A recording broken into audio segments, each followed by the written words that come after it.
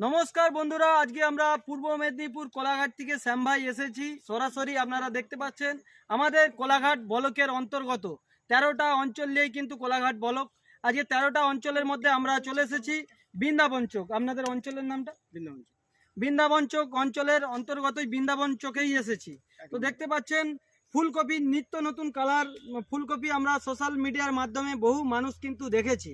তো আজকে সেটা আপনাদের সাথে শেয়ার করার জন্য আমি সরজমিনে কোলাঘাট থেকে এসেছি, অনেক খোঁজাখাজির পরে এই জায়গায়। তো কাকুর বাগানে এসে সত্যি দেখতে পেলাম যে উনি যেইভাবে মেহনত করে এবং দুপুর থেকেই খাওয়া দাওয়া করে কিন্তু একটা সন্তানকে যেইভাবে মানুষ করে সেই গাছগুলোকে সেইভাবেই কিন্তু মানুষ করতে হয় এবং ট্রিটমেন্ট করতে হয়।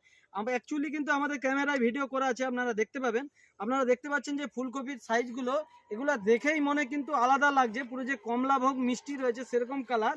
আর এই কালারটা দেখতে পাচ্ছেন, এটা কি কালার রয়েছে? বেগুনি কালার রয়েছে।